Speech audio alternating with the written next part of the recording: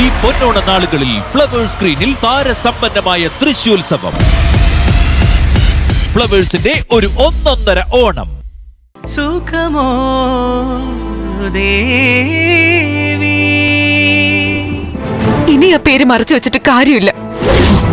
ദേവികയുടെ മനസ്സില് ഒരു പുരുഷനേ ഉള്ളൂ. ആയുസുണ്ടെങ്കിൽ അയാൾക്കൊപ്പമേ ഞാൻ ജീവിക്കും.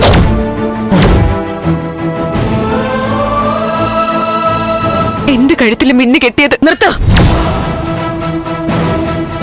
നിന്റെ പൂർവജന്മത്തിന്റെ കഥയൊന്നും എനിക്ക് കേൾക്കണ്ട.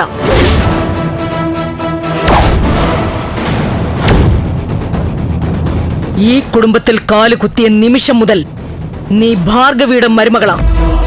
അല്ല, ഞാൻ ഈ വിവാഹം നടക്കും.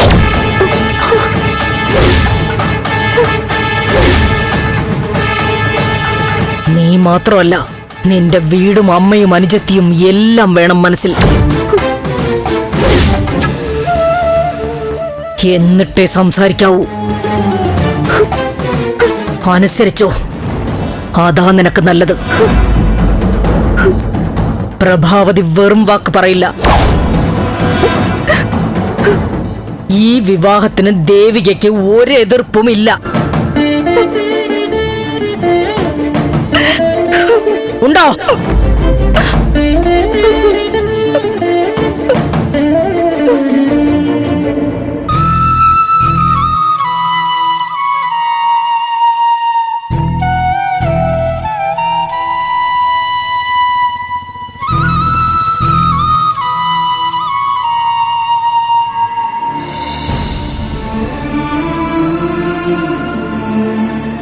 ഏട്ടാ, ഏട്ടത്തി അവിടെ പ്രഭാന്റിയുമായിട്ട് മുറി അടച്ചിട്ട് വലിയ സംസാരത്തില്ല.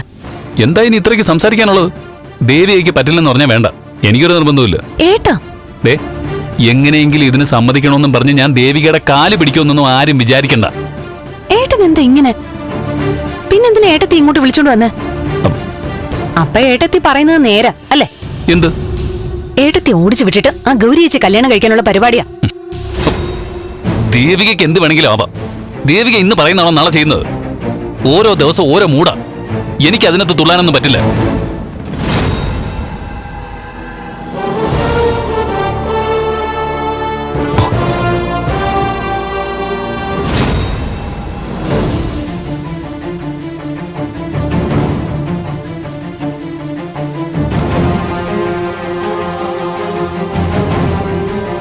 നീ ഇതെവിടെ പോയതായിരുന്നു?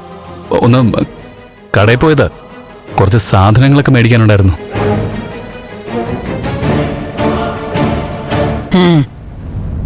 വാ.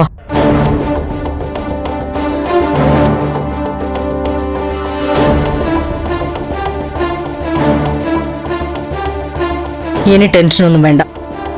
ഞാൻ എല്ലാം ഇവിടെ പറഞ്ഞ് മനസ്സിലാക്കിയിട്ടുണ്ട്.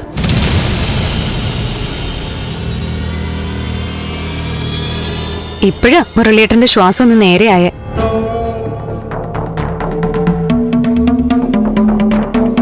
ഞാൻ പറഞ്ഞ ദേവിക അനുസരിക്കുമെന്ന് എനിക്കുറപ്പുണ്ടായിരുന്നു.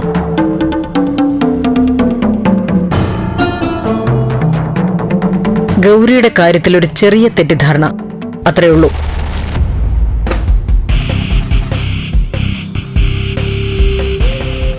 ഇത്രയും ബഹളങ്ങളൊക്കെ ഉണ്ടായാൽ ആരായാലും ഇതൊക്കെ തന്നെ ചെയ്യും. കാര്യങ്ങൾ പറയേണ്ടതുപോലെ പറഞ്ഞപ്പോ ഇവൾക്ക് മനസ്സിലായി അല്ലേ? നിനക്കിനി ഇവനോട് ചോദിച്ച് എന്തെങ്കിലും ക്ലിയർ ചെയ്യാനുണ്ടോ? ഇല്ല. ഇനി ഇതും പറഞ്ഞ് ഒരു പിണക്കം ഉണ്ടാവരുത്. പറഞ്ഞത് കേട്ടല്ലോ.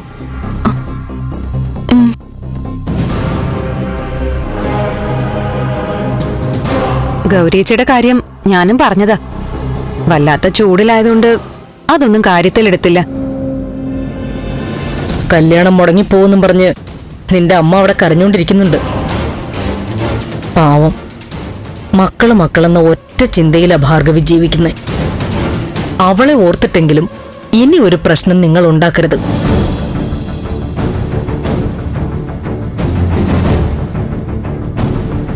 ഇനി വിവാഹം കഴിഞ്ഞ് ഒരുമിച്ച് ജീവിക്കുമ്പോ ഇങ്ങനെ ഓരോ ചെറിയ കാര്യങ്ങൾ പറഞ്ഞ് മുരളിയെ വിഷമിപ്പിക്കരുത്. ജീവിതത്തിൽ സന്തോഷം വേണമെന്ന് ആഗ്രഹിക്കുന്നവരെ പല കാര്യങ്ങളും കണ്ടില്ലെന്ന് വയ്ക്കേണ്ടി വരും. ചെറിയ കാര്യങ്ങളിൽ പോലും പ്രതികരിച്ച് മത്സരിക്കാൻ നിന്ന ജീവിതം വല്ലാത്ത തലവേദനയായി പോവും. എപ്പോഴും സന്തോഷമായിട്ടിരിക്കെ. ഇനി അങ്ങനെയൊന്നും ഉണ്ടാവില്ല അല്ലേ ഏട്ടത്തി? ആ, പിന്നെ ട്രിപ്പിന് പോകാനുള്ളതൊക്കെ ഇപ്പൊ തന്നെ റെഡിയാക്കി വെക്കണം. കല്യാണ തിരക്കിലൊക്കെ ആയ പിന്നെ അതിനൊന്നും സമയം കിട്ടില്ല. എന്തായാലും 2 ആഴ്ചത്തെ ട്രിപ്പേ ഇവർക്ക് നല്ലൊരു ചേഞ്ച് ആവും.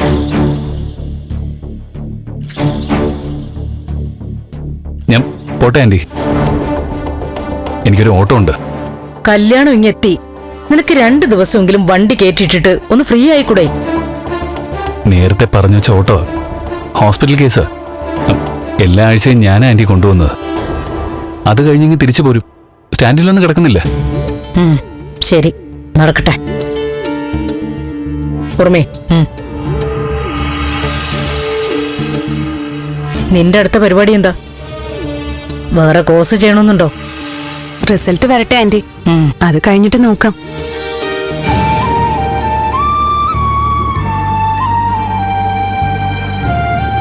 എന്തൊക്കെയാ ഇവിടെ കാട്ടിക്കൂട്ടിയെന്നുള്ള വല്ല ബോധമുണ്ടോ?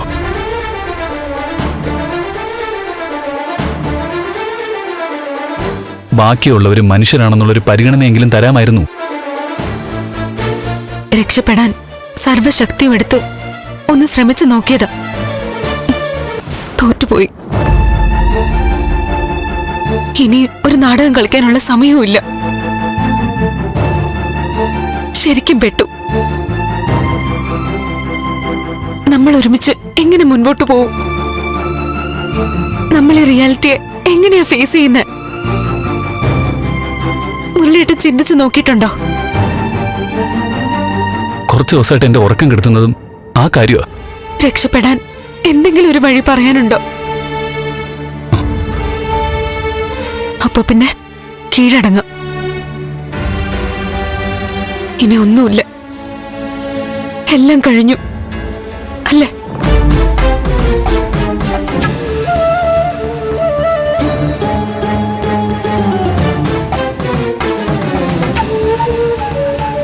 കല്യാണത്തിന് പ്രത്യേകിച്ചൊന്നും ചെയ്യാനില്ല. നിന്നുകൊടുത്താ മതി. പക്ഷേ നോർത്ത് ഇന്ത്യൻ ട്രിപ്പിന് എല്ലാം പാക്ക് ചെയ്ത് വെക്കണം. ചന്ദ്രോത്ത് കോടതി എന്നുള്ള വിധിയല്ലേ, തടുക്കാൻ വയ്യല്ലോ.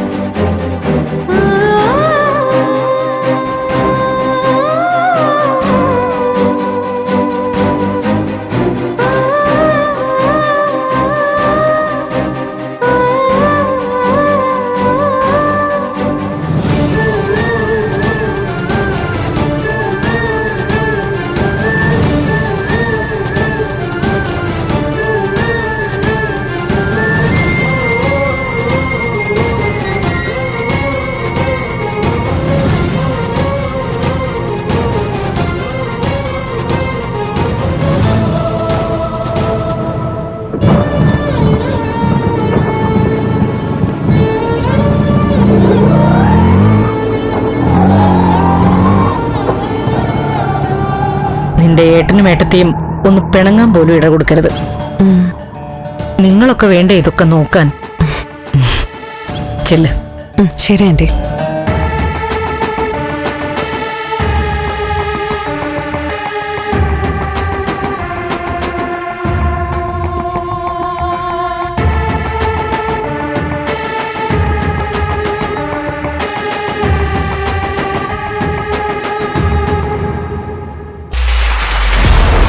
ഈ പൊന്നോണ നാളുകളിൽ ഫ്ലവേഴ്സ് സ്ക്രീനിൽ താരസമ്പന്നമായ തൃശ്ശൂത്സവം.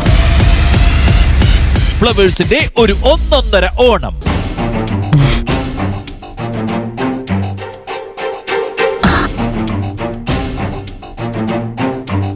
നമസ്കാരം. നമസ്കാരം. 2 ദിവസം മുൻപേ വന്ന് കാര്യങ്ങളൊക്കെ ഏറ്റെടുത്ത് നടത്തേണ്ടവരാ. എപ്പോഴെങ്കിലും വന്നല്ലോ. ആഗ്രഹമില്ലാഞ്ഞിട്ടല്ല, അവിടുത്തെ ഓരോ പരിതസ്ഥിതികള് കുറച്ചൊക്കെ അറിയായിരിക്കുമല്ലോ അല്ലേ? കേട്ടിട്ടുണ്ട്. ഇപ്പോഴും ആൾ അങ്ങനെയൊക്കെ തന്നെയല്ലേ? ഒരു വ്യത്യാസവും ഇല്ല മാഡം. ഇങ്ങനെയുള്ളവർക്ക് ചില മോശം കൂട്ടുകെട്ടുകൾ ഉണ്ടായി വരും. അവരെ ആ കുടുംബത്തിലെ കാര്യങ്ങളും കുഴപ്പിക്കുന്നേ. ഞാൻ ഒന്ന് കാണണമെന്ന് വിചാരിച്ചിരിക്കുകയായിരുന്നു. വലിയ കാരുണ്യ അന്ന് എന്റെ മോളോട് കാണിച്ചത്. പക്ഷേ എന്റെ പിടിപ്പുകേടാ അതുപോലെ എത്തേണ്ടടുത്ത് എത്തിയില്ല. എന്തുപറ്റി? അത് അച്ഛന്റെ കയ്യിൽ പെട്ടുപോയി. എത്ര ചോദിച്ചിട്ടും തന്നില്ല. അതയാൾ ക്യാഷ് ചെയ്തോ? ചെയ്തു. ഇവിടെ കൊണ്ടുവന്ന് 10,000 രൂപ കൊടുക്കാൻ നോക്കി. അപ്പൊ ദേവികയുടെ അച്ഛൻ ഞാൻ വിചാരിച്ചതിനേക്കാളും കേമനാണല്ലോ. അതിന്റെ പേരിൽ ഭാർഗവി മോളെ ഒരുപാട് ചീത്ത വിളിച്ചു എന്നറിഞ്ഞു. എന്തായാലും ദേഷ്യം വരും. ഭാർഗവിയെ പറഞ്ഞിട്ട് കാര്യമില്ല. മാധവേട്ടന് കുടിച്ചു കുടിച്ച് ബോധമില്ലാണ്ടായിപ്പോയി. ഇങ്ങനെയൊക്കെ ചെയ്ത സ്വന്തം മോളാണ് അതിനനുഭവിക്കേണ്ടി വരിക എന്ന ഒരു ചിന്തയില്ല. ക്യാഷ് എന്ത് ചെയ്തു? അത് കൂട്ടുകാരെയും കൂട്ടി ഊട്ടിയിലും കൊടൈക്കനാലും കറങ്ങി നടന്ന് കുടിയായിരുന്നു മാഡം. പക്ഷേ 2.5 ലക്ഷം രൂപ വെച്ചിരുന്ന സ്ഥലത്ത് നിന്ന് ഞങ്ങൾക്ക് കിട്ടി. അതിന്ന് മോൾക്കിത്തിരി സ്വർണം വാങ്ങിച്ചുകൊണ്ടുള്ള വരവാ. വെറും കൈയോടെ വരേണ്ടി വരുന്ന കാര്യോർത്ത് ചങ്ക് പിടഞ്ഞിരിക്കുമ്പോഴാ അത് കിട്ടിയത്. നന്നായി, അത്രയെങ്കിലും കിട്ടിയല്ലോ.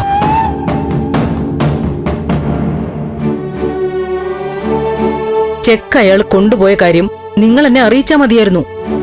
ഞാനത് ബ്ലോക്ക് ചെയ്യായിരുന്നല്ലോ. ഇങ്ങനെ ചെയ്യുമെന്ന് വിചാരിച്ചതല്ല മാഡം. ബാങ്കിൽ നിന്ന് കിട്ടുമെന്ന് പറഞ്ഞുകൊണ്ടിരിക്കുവായിരുന്നു. പോയത് പോട്ടെ. മുരളി എനിക്ക് മകനെ പോലെയാ. അതുകൊണ്ട് തന്നെ ദേവികയുടെ അമ്മയ്ക്ക് ഇനി എന്ത് പ്രശ്നമുണ്ടെങ്കിലും എന്നെ വിളിക്കാം.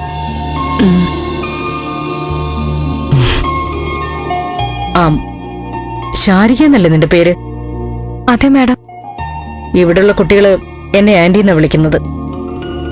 ദേവികയും എന്നെ അങ്ങനെയാ വിളിക്കുന്നത്. ശാരികയും അങ്ങനെ തന്നെ എന്നെ വിളിച്ചാ മതി. മാഡം എന്ന വിളിയില് ചെറിയൊരു അകലം തോന്നും. ശരി ശരി ആന്റി. ഓക്കെ, ചെല്ല. ശരി.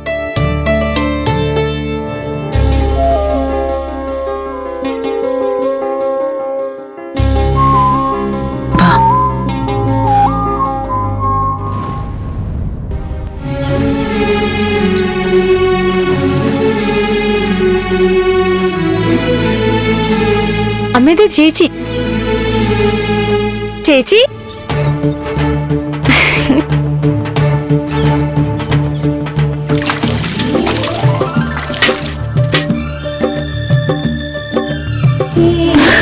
ശരി, നല്ല സ്റ്റൈലായിട്ടുണ്ടല്ലോ. എങ്ങനെയാ വന്നേ? ബസ്സിലാ വന്നേ. ഇങ്ങോട്ട് വരുന്ന വിവരം അച്ഛൻ അറിഞ്ഞായിരുന്നോ? അച്ഛനെ കാണാതെ ഇറങ്ങാനായിരുന്നു പ്ലാൻ. പക്ഷെ പുറത്തിറങ്ങിയപ്പോ അച്ഛൻ കണ്ടു. പ്രശ്നമായോ? ഏയ്, അങ്ങനെ പ്രശ്നമൊന്നുമില്ല. അമ്മേ,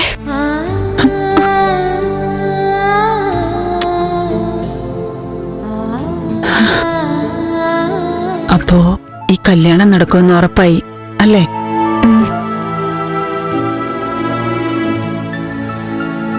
ഇനി ഇതൊന്നും മുടങ്ങാൻ പോകുന്നില്ല. അങ്ങനെയുള്ള പ്രതീക്ഷയൊക്കെ തീർന്നു. നന്ദേട്ടൻ എന്തു പറയുന്നു? എന്ത് പറയാനാ, ഞാനിപ്പോ ഒന്നും ചോദിക്കാറില്ല. അച്ഛൻ സത്യം ചെയ്തു കൊടുത്ത കാര്യോ ഇപ്പോഴത്തെ സ്ഥിരം പല്ലവി. നന്ദേട്ടൻ വെറും ശുദ്ധനാ. അതുകൊണ്ടാ അച്ഛനും അമ്മയും ഇങ്ങനെയൊക്കെ കളിപ്പിക്കുന്നത്. ശുദ്ധനായതുകൊണ്ടാ അന്നത്തെ അവസ്ഥയിൽ മുന്നും പിന്നും നോക്കാതെ എന്നെ കൊണ്ട് ഇങ്ങോട്ട് പോകുന്നത്. അത് ശരിയാ. വേറെ ആരെങ്കിലും ആയിരുന്നെങ്കിൽ എന്തെങ്കിലും പറഞ്ഞ് ഒഴിഞ്ഞു മാറിയേനെ. നന്ദൻ കൈവിട്ടില്ലല്ലോ. കൈവിടാതിരുന്നുകൊണ്ട് എന്ത് പ്രയോജനം? ചേച്ചിയുടെ പഠിത്തവും പോയി, ജീവിതം ഇങ്ങനെ തകരുകയും ചെയ്തു. അതൊക്കെ പോട്ടെ, ഇനി അതൊന്നും പറഞ്ഞിട്ട് കാര്യമില്ല. ആ അമ്മേ, എന്തെങ്കിലും കൊണ്ടുവന്നിട്ടുണ്ടോ? എന്താ കൊണ്ടുവന്നേ? എന്ത് കൊടുത്താലും കുറ്റം പറയുന്നുള്ള കാര്യം ഉറപ്പാ. മാലയും വളയുവാ കൊണ്ടുവന്നത്. ഒരു 5-6 പവനുണ്ട്. 6 പവനോ? ഇത്രയും വാങ്ങാൻ എവിടുന്ന കാശ്? അതൊക്കെ ഒപ്പിച്ചു. ഇത്രയും കാശ് അമ്മ എവിടുന്ന് ഒപ്പിക്കാനാ?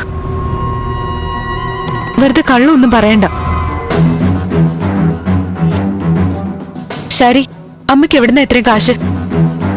ഡീ, നീ ഇപ്പൊ അതൊക്കെ അറിയുന്ന എന്തിനാ? വന്നേ, വാ, നമുക്ക് അകത്തേക്ക് പോവാം. അമ്മ എന്ന് നിന്നേ. എവിടുന്ന് ഇതിനുള്ള കാശ്? അത് പറഞ്ഞില്ലെങ്കിൽ ഈ കൊണ്ടുവന്ന സ്വർണം അമ്മയ്ക്ക് തിരിച്ചു കൊണ്ടുവേണ്ടി വരും.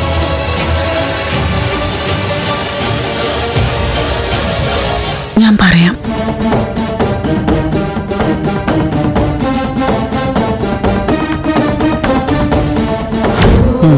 ഇത് വാങ്ങിക്കേ.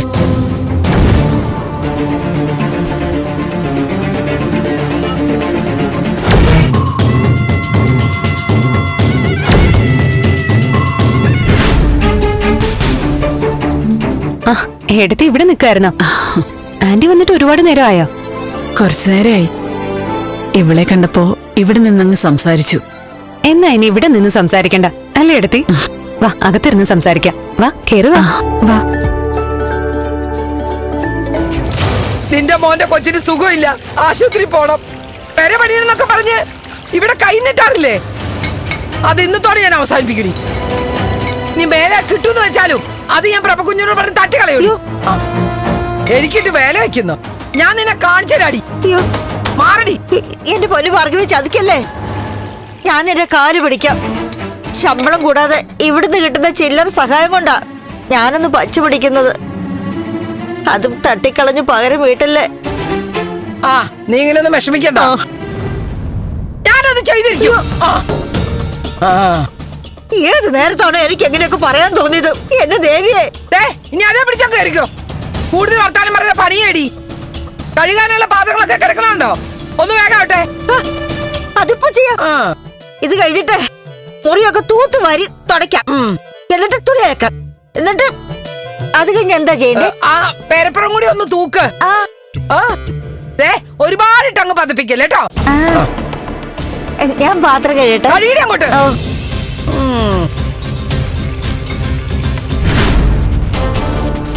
ഇത്രയും വലിയ പ്രശ്നമായിട്ട് അവൾ ഇങ്ങനെ പെട്ടെന്ന് പൂച്ചയെ പോലെ ആവണെങ്കിലേ അതൊരു ചെറിയ കാര്യമല്ല. ഹേയ്, ഞാൻ നിങ്ങൾക്കും എനിക്കും അവളോടുള്ള താല്പര്യത്തെക്കുറിച്ച് മാത്രമേ പറഞ്ഞുള്ളൂ. നടന്നില്ലെങ്കിൽ അവളുടെ അമ്മയ്ക്കും അനുജത്തിക്കും നഷ്ടപ്പെടാൻ പോകുന്നത് എന്തൊക്കെയാണെന്ന് കൂടി പറഞ്ഞു മനസ്സിലാക്കി കൊടുത്തു. പറയേണ്ട പോലെ പറഞ്ഞപ്പോ അവൾക്ക് മനസ്സിലായി. സമാധാനമായല്ലോ. ആ പിന്നെ അവിടെ നിന്റെ ബന്ധുക്കൾ വന്നിട്ടുണ്ട്. ആര്? ദേവികയുടെ അമ്മയും അനുജത്തിയും. വേഗം അങ്ങോട്ട് ചെല്ല്. അടുക്കളയിൽ കുറച്ചും കൂടെ പണിയുണ്ട്. അതൊക്കെ കഴിഞ്ഞ്. അതൊക്കെ മീനാക്ഷി ചെയ്യില്ലേ? അതൊന്നും ശരിയാവില്ല കുഞ്ഞെ. ഞാൻ പിന്നെ പൊക്കോളാം.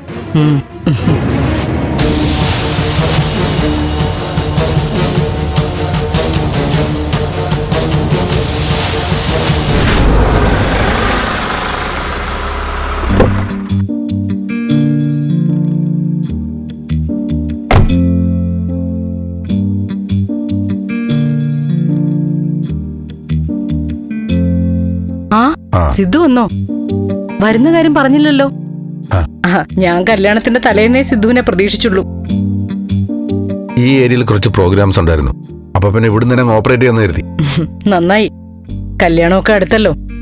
സിദ്ധു ഇവിടെ ഉണ്ടെങ്കിൽ എല്ലാവർക്കും സന്തോഷമാവും. കുടിക്കാൻ എന്താ ഇപ്പൊ എടുക്കണ്ട? ചായ മതിയോ?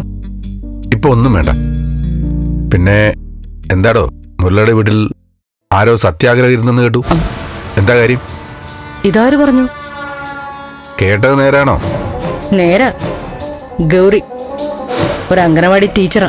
മുരളിയായിട്ട് നേരത്തെ പരിചയമുണ്ടെന്നോ അടുപ്പത്തിലായിരുന്നോന്നൊക്കെയാ പറയുന്നത്. അവനെന്താ പറയുന്നത്? അവനും പരിചയം ഉണ്ടാവാം, അല്ലാതെ എന്തെങ്കിലും ഉണ്ടെന്ന് തോന്നുന്നില്ല. പിന്നെ അവനെന്തിനാ കല്യാണം മുടക്കിയത്? ഓ, ഫുൾ ഹിസ്റ്ററി അവിടെ എത്തിച്ചിട്ടുണ്ടല്ലേ? എത്തണ്ടേ? ഞാനൊരു രാഷ്ട്രീയക്കാരനല്ലേ? നാട്ടിലൊരു പുൽക്കൊടി ആവശ്യത്തിൽ കൂടുതൽ അടങ്ങിയ ഞാനറിയും. താൻ പറ. കല്യാണം മുടക്കിയത് അവനൊന്നുമല്ല, വേറെ ആരോ അവന്റെ പേര് പറഞ്ഞതാ. അവന്റെ പേര് പറഞ്ഞപ്പോ കല്യാണം മുടങ്ങിപ്പോണമെങ്കിൽ അതിലെന്തോ ഉണ്ടല്ലോ.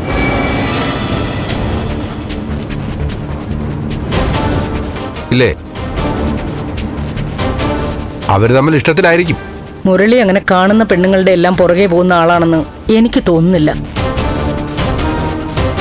ഗൗരിയെ ഇഷ്ടമാണെങ്കിൽ പിന്നെ എന്തിനാ അവൻ ദേവികയെ വിളിച്ചുകൊണ്ട് വന്നത്? അതിലവൻ പെട്ടുപോയതല്ലേ.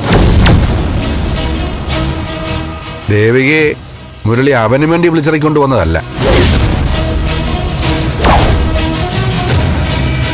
എനിക്കറിയാം, അത് പ്രഭയ്ക്കും അറിയാം. നമ്മൾ തമ്മിൽ ഇതുവരെ പറഞ്ഞില്ല എന്ന് മാത്രം.